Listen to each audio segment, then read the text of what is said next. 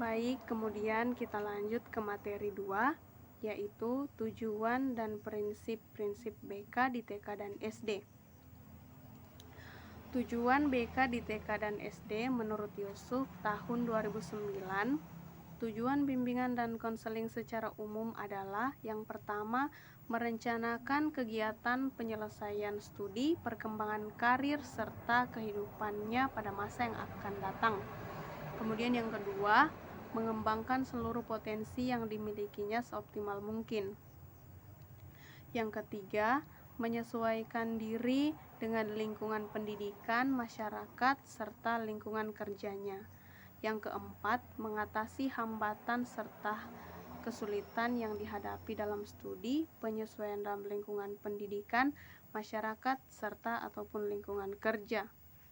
Kemudian ada fungsi BK di TK dan SD. Menurut Prayitno, ia menyebutkan bahwa fungsi bimbingan dan konseling di sekolah adalah yang pertama, fungsi pemahaman, yaitu fungsi untuk membantu peserta didik memahami diri dan lingkungannya. Yang kedua, fungsi pencegahan, yaitu fungsi untuk membantu peserta didik mampu mencegah dan menghindarkan diri dari berbagai permasalahan yang dapat menghambat perkembangan dirinya. Yang ketiga, fungsi pengentasan, yaitu fungsi untuk membantu peserta didik mengatasi masalah yang dialaminya.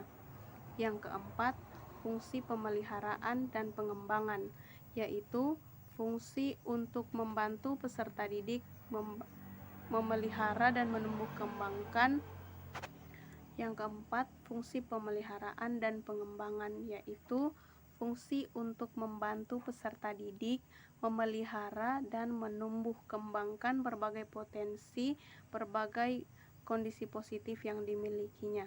Yang kelima, fungsi advokasi, yaitu fungsi untuk membantu peserta didik memperoleh pembelaan atas hak dan atau kepentingannya yang kurang mendapat perhatian.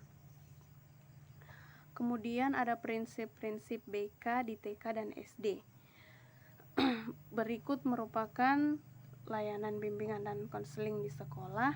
Yang pertama, prinsip yang berkenaan dengan sasaran layanan. Yang pertama, melayani semua individu tanpa memandang usia, jenis kelamin, suku, agama, dan status sosial. Yang kedua, memperhatikan tahapan perkembangan. Yang ketiga, perhatian adanya perbedaan individu dalam layanan. Kemudian ada prinsip-prinsip yang berkenaan dengan permasalahan yang dialami individu. Yang pertama itu menyangkut pengaruh kondisi mental maupun fisik individu terhadap penyesuaian pengaruh lingkungan baik di rumah, sekolah maupun masyarakat sekitar. Yang kedua, timbulnya masalah pada individu oleh karena adanya kesenjangan sosial, ekonomi, dan budaya. Kemudian ada prinsip-prinsip yang berkenaan dengan program pelayanan pendidikan, bimbingan, dan konseling. Yang pertama, bimbingan dan konseling bagian integral dari pendidikan dan pengembangan individu, sehingga program bimbingan dan konseling diselaraskan dengan program pendidikan dan pengembangan diri peserta didik. Yang kedua, program bimbingan dan konseling harus fleksibel dan disesuaikan dengan kebutuhan peserta didik maupun lingkungan. Yang ketiga, program bimbingan dan konseling disusun dengan mempertimbangkan adanya tahap perkembangan individu. Yang keempat, program pelayanan bimbingan dan konseling perlu diadakan penilaian hasil layanan. Kemudian prinsip-prinsip pelaksanaan yang tujuan serta pelaksanaan layanan. Yang pertama, diarahkan untuk mengembangkan individu yang akhirnya mampu secara mandiri membimbing diri sendiri. Yang kedua, pengambilan keputusan yang diambil oleh klien hendaknya atas kemauan diri sendiri. Yang ketiga, permasalahan individu dilayani oleh tenaga ahli atau profesional yang relevan dengan permasalahan individu. Yang keempat, perlu adanya kerjasama dengan personil sekolah dan orang tua, dan bila perlu dengan pihak lain yang berkewenangan permasalahan individu.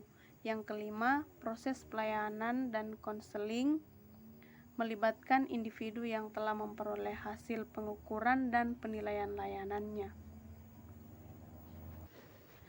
Selanjutnya ada asas-asas BK di TK dan SD. Yang pertama, asas kerahasiaan. Asas yang menuntut dirahasiakannya segenap data dan keterangan peserta didik yang menjadi sasaran layanan. Yang kedua, asas kesukarelaan. Asas yang menghendaki adanya kesukaan dan kerelaan peserta didik selama mengikuti atau menjalani layanan kegiatan yang diperuntukkan baginya. Yang ketiga, asas keterbukaan. Asas yang menghendaki agar peserta didik yang menjadi sasaran layanan atau kegiatan bersikap terbuka dan tidak berpura-pura, baik dalam memberikan keterangan tentang dirinya sendiri maupun dalam menerima berbagai informasi dan materi dari luar yang berguna bagi pengembangan dirinya. Yang keempat, asas kegiatan. Asas yang menghendaki agar peserta didik yang menjadi sasaran layanan dapat berpartisipasi aktif dalam penyelenggaraan layanan atau kegiatan bimbingan. Yang kelima, asas kemandirian. Asas yang menunjukkan pada tujuan umum bimbingan dan konseling, yaitu peserta didik sebagai sasaran layanan atau kegiatan bimbingan dan konseling diharapkan menjadi individu yang mandiri dengan ciri-ciri mengenal diri sendiri dan lingkungannya. Kemudian yang keenam, asas kekinian. Asas yang menghendaki agar objek sasaran layanan bimbingan dan konseling, yakni permasalahan yang dihadapi peserta didik dalam kondisi sekarang. Yang ketujuh, asas kedinamisan. Asas yang menghendaki agar isi layanan terhadap sasaran layanan hendaknya selalu bergerak maju dan tidak monoton dan terus berkembang serta berkelanjutan sesuai dengan kebutuhan dan tahap perkembangannya dari waktu ke waktu. Kemudian yang kedelapan, asas keterpaduan. Asas yang menghendaki agar berbagai layanan dan kegiatan bimbingan dan konseling, baik yang dilakukan oleh guru pembimbing maupun pihak lain, saling menunjang harmonis dan terpadukan. Yang kesembilan, asas kenormatifan. Asas yang menghendaki agar berbagai segenap layanan kegiatan bimbingan dan konseling didasarkan pada norma-norma, baik norma agama, hukum, peraturan, adat istiadat, ilmu pengetahuan, dan kebiasaan-kebiasaan yang berlaku. Kemudian yang ke-10, asas keahlian. Asas yang menghendaki agar layanan dan kegiatan bimbingan dan konseling dilaksanakan atas dasar kaidah profesional. Kemudian yang ke-11, asas alih tangan kasus.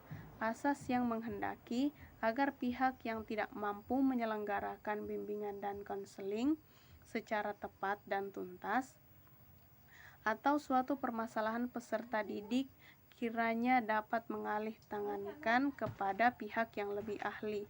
Kemudian yang ke-12, asas tuturi handayani.